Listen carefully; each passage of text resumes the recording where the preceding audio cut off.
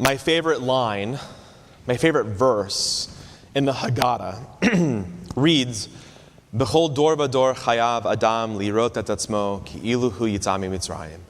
In each and every generation, we're supposed to see ourselves as though we had personally exited Egypt.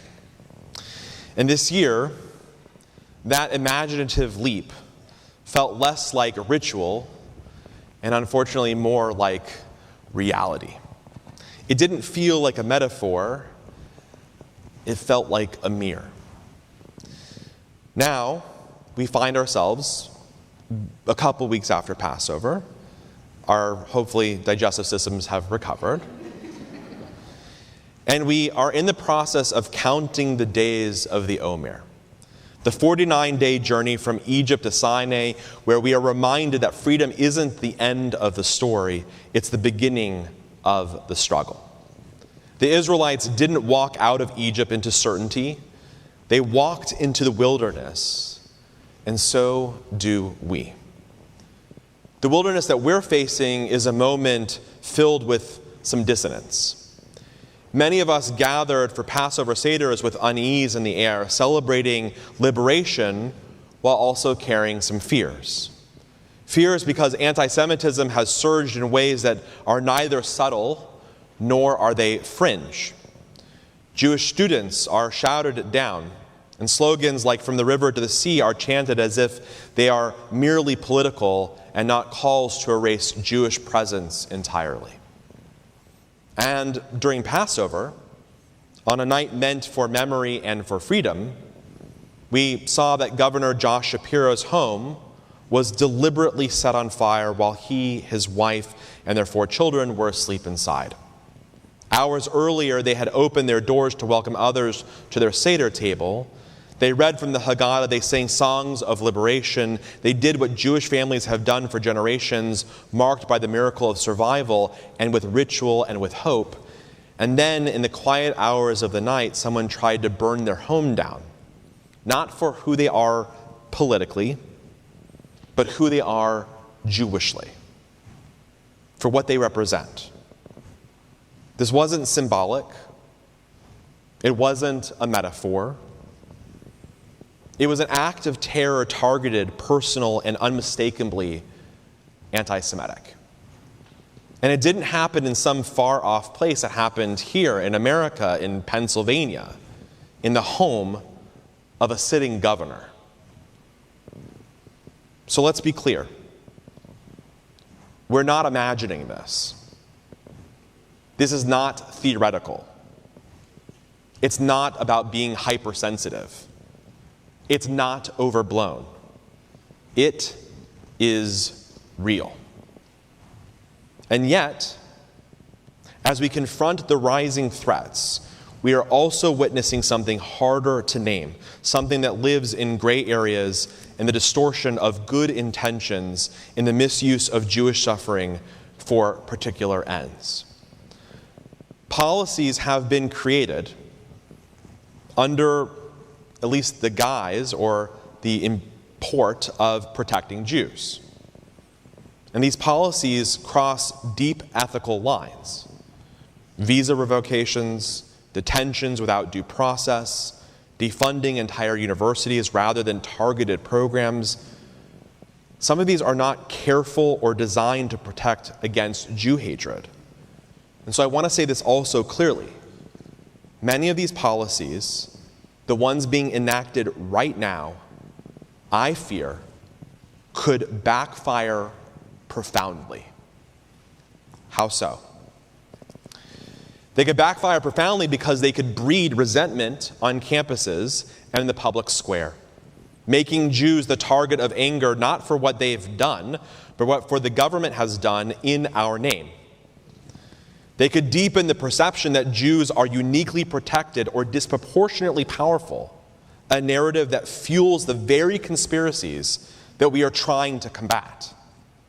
And perhaps worst of all, they can trivialize anti-Semitism. They turn it into a political buzzword, a justification for unrelated crackdowns. And when the real thing shows up, as it has, again and again, people will be less likely to take it seriously because they'll have seen it misused too many times. If we truly want to fight anti-Semitism, which we should, I think we need something better. We need education, not surveillance, teaching the complexity of Jewish identity, history, and peoplehood so that Jews are not reduced to caricatures of privilege and power. We need clear university protocols that address speech, harassment, and intimidation without criminalizing protest or dissent. We need bipartisan commitment to civil rights enforcement, not wielded as a political weapon, but embraced as a shared moral obligation. And we need a coalition that is made. We need to rebuild our coalitions, even when it's difficult, working across differences to ensure that Jewish voices are heard in broader movements, not erased for the sake of someone else's agenda. And most of all, we need the courage to say that anti-Semitism is real. It is ours to name, it is ours to define, not because it advances someone else's narrative, but because it threatens our dignity, our safety, and our future. So here is the bind. We are told, explicitly or implicitly, to pick a side. But neither side fully sees us. One side erases our pain, questioning whether Jews are even a minority, flattening Jewish identity into privilege, treating Jewish trauma as inconvenient to their narrative. That's ridiculous. And the other side exploits our pain, using it as a justification for questionable policies, loyalty tests, and power grabs that ultimately make us less safe. It's also not good. We should never have to choose between our survival and our values. And if we're being asked to make that choice, then people asking us are not truly fighting for us. This is not the first time that we've stood in a place precisely like this. Because our tradition teaches that the Torah wasn't given in Egypt, where the people were oppressed, nor was the Torah given in Israel, where they would one day build a home. It was given to us in the wilderness, in a place that was ownerless, open, in a place that was deeply and profoundly uncertain. And the Midrash says that the Torah was given in the desert to show that it is not the property of any one group. Just as the wilderness is free for all, so too is the Torah. It's a powerful statement, and I think it's also a warning. Because in times like these, people rush to claim Torah for their own cause. They weaponize righteousness. They mistake certainty for strength. But Torah was not given to the powerful. It was given to those who are willing to be transformed, those who still become a people. And we are all still becoming. What we need right now is not to be swept up by the loudest voices or conscripted into someone else's agenda. What we need right now is to stay anchored in the covenant that we have made, in the responsibility that we have to keep walking through the wilderness with integrity and with intention, not just to survive, but to become the people our tradition calls us to be. So what does that look like?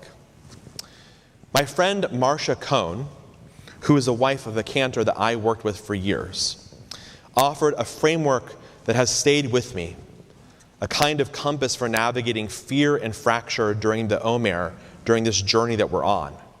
And I've adapted it for this evening. First, she says, feel the fear, but don't let the fear define you. Fear is human. The Israelites were afraid in the wilderness, but they kept walking. And fear can sharpen our attention and strengthen our resilience, but it cannot be the thing that stops us from becoming who we are meant to be.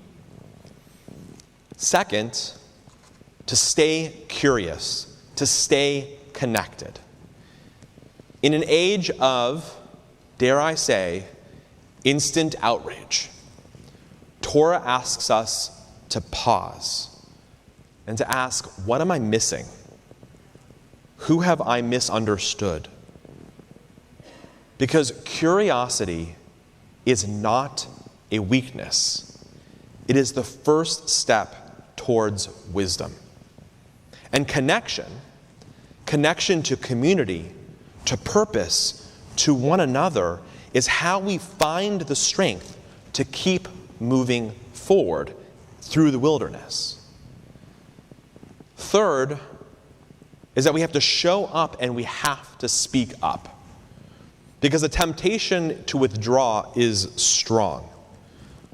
But the only way through the wilderness is step by step together. Show up for your community. Speak up when something is wrong.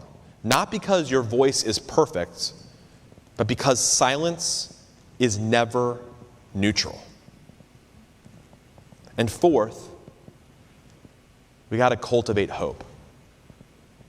We have to cultivate the kind of hope that is forged in the fire. Rabbi Jonathan Sacks taught that optimism is the belief that things will get better, but hope is the belief that we can make them better. Hope is a discipline. It's not a mood. It's what carried us from Egypt to Sinai. It's what allowed us to sing at the sea, and it's what will carry us still today. The Omer is not just a time between, it is a time of becoming.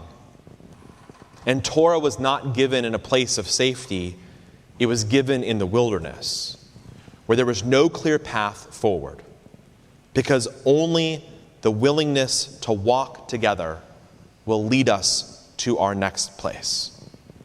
And so we will walk forward together, not as symbols, not as pawns, but as a people.